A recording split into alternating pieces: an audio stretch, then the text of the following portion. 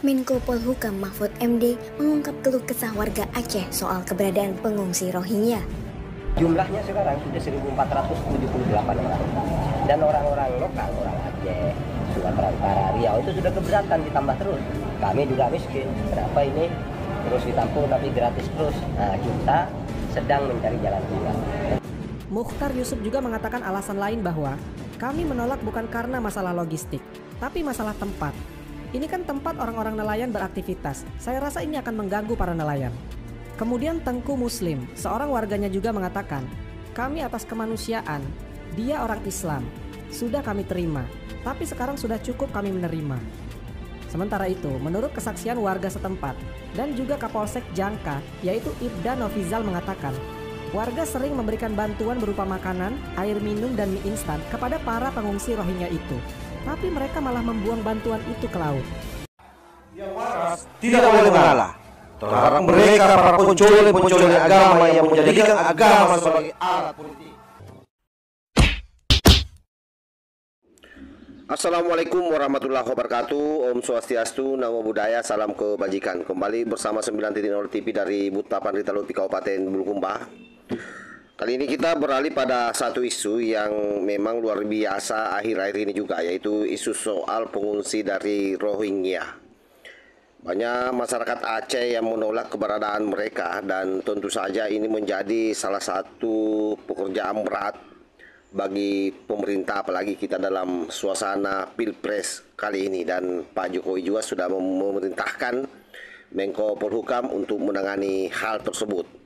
Tapi ada satu yang menarik bila mana kita bicara soal Muslim Rohingya ini, ya mirip-mirip kisahnya dengan Kelambak Lawi, di mana Rohingya ini adalah salah satu suku yang ada di Myanmar, yang konon dalam sejarahnya dia didatangkan di negara Myanmar oleh penjajah Inggris. Jadi dulu memang Myanmar itu dijajah oleh Inggris.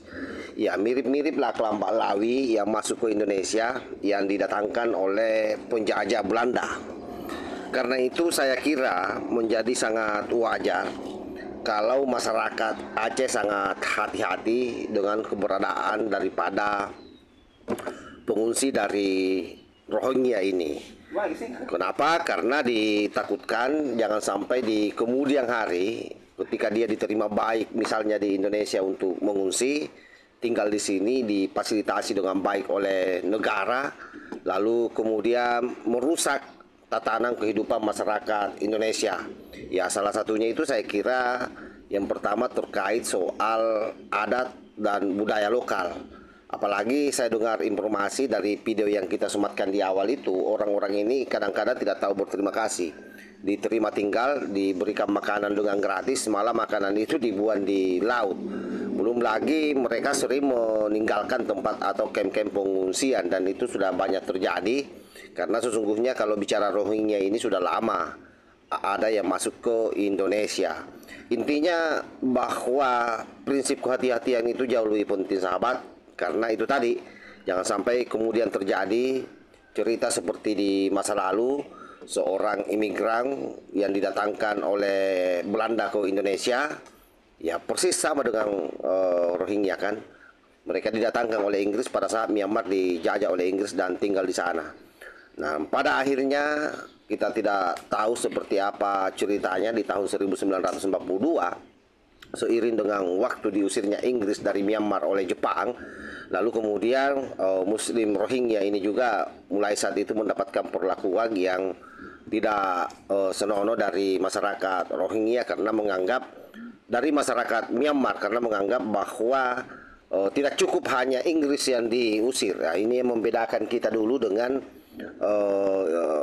bagaimana waktu setelah diusir oleh Belanda. Tetapi kemudian orang-orang nyaman yang didatangkan di Indonesia itu tidak diusir. Kalau masyarakat Myanmar kala itu memang waspada sekali, menganggap mereka dijajah kedua kalinya. Jadi karena yang datangkan mereka adalah Inggris, maka ketika Inggris diusir oleh Jepang kala itu di Myanmar, maka mereka pun diusir dari Myanmar kala itu. Dan sejak itulah mereka menjadi pelarian kemana-mana. Dan sampai hari ini tidak selesai-selesai kalau kita bicara soal Rohingya ini, dan beberapa negara yang ikut mengratifikasi aturan soal pengungsi, dan tentu tidak masuk Indonesia karena Indonesia tidak mengratifikasi aturan tersebut yang dikeluarkan oleh PBB, kecuali Malaysia dan beberapa negara Asia lain termasuk Australia. Itu pun saya dengar terakhir informasinya bahwa Malaysia juga sudah menutup diri, tidak mau lagi menerima pengungsi dari Rohingya ini. Kenapa? Karena mereka itu tadi perilakunya yang tidak beradab, yang cenderung tidak menghargai adat istiadat setempat, dan itu yang paling menakutkan buat kita sebenarnya. Oleh karena itu, selain dari sisi kemanusiaannya, tentu kita sangat kasihan terhadap mereka, biar bagaimanapun juga mereka adalah manusia, mereka adalah umat ciptaan Allah Subhanahu wa Ta'ala, ya sama dengan kita. Tetapi lagi-lagi dalam konteks berbangsa dan bernegara, saya kira ada aturan jelas. Ya, seharusnya juga organisasi pengungsian dari PBB yang berkantor di Jakarta, karena Indonesia tidak meratifikasi undang-undang terkait soal pengungsi, harusnya kantor itu ditutup di Jakarta. Tidak ada urusan pengungsi di Indonesia. Apalagi kita tahu negara kita ini juga masih banyak orang miskin yang harus disubsidi terus oleh negara. Sangat disayangkan kalau kemudian uang-uang negara itu dibuang untuk membiayai para pengungsi yang jelas-jelas itu tidak masuk di dalam aturan kita bahwa Indonesia wajib melayani pengungsi dengan baik. Nah, tentu tidak bagusnya di situ ya. Di saat rakyat Indonesia masih banyak yang butuh, lalu uang negara dilarikan ke sana. Itu salah satu poinnya saya kira. Jadi ini di luar daripada konteks kemanusiaan. Oleh karena itu, sahabat-sahabat semuanya, mudah-mudahan Rohingya ini bisa dideportasi kembali ke Myanmar, dan saya kira ini urusan pemerintah dengan PBB bagaimana mendiskusikan ini. Dan tentu sebagai warga negara Indonesia yang baik, kita mensupport, kita memberikan dukungan terhadap apa yang dilakukan oleh masyarakat Aceh sebagai bentuk hati-hatian untuk jangka panjang, karena ini ceritanya hampir sama dengan Kelambak Lawi. Didatangkan oleh penjajah Inggris ke Myanmar, Kelambak Lawi juga didatangkan oleh penjajah Belanda ke Indonesia. Bedanya mereka diterima tinggal di Indonesia atas upaya Kiai Hasyim Asy'ari yang memberikan instruksi kepada Kiai Wahab Asmullah untuk menghadap ke Soekarno agar mereka dijadikan warga negara Indonesia pada saat kita sudah merdeka dulu. Nah, itulah yang membuat Kelambak Lawi berleha-leha tinggal di Indonesia, tetapi tidak tahu diri. Mereka seringkali menghina ulama-ulama NU, padahal ulama NU lah yang berjuang bagaimana mereka bisa tinggal di Indonesia, menjadi warga negara Indonesia. Dan bahkan waktu almarhum Gus Dur dulu masih hidup, kita pernah dengar informasinya bagaimana Kelambak Lawi ini didiskreditkan oleh Majelis Ulama Indonesia, tapi Gus Dur kembali pasang badang. Tetapi lagi-lagi Kelambak Lawi tidak mengingat itu. Faktanya Rizik Syihab sebagai seorang dari keluarga Baklawi pernah menghina Gus Dur, mengatakan Gus Dur tidak saja buta matanya, tapi juga buta hatinya. Ini kan sangat kurang ajar sekali, dan siapapun kader NU yang tidak mendidih darahnya mendengar pernyataan Bung Rizik Syihab kala itu, saya kira ke-NU-annya patut dipertanyakan. Saya kira demikian sahabat, kita ambil ini sebagai bentuk pelajaran, edukasi buat kita semua untuk mengayakan pengetahuan kita.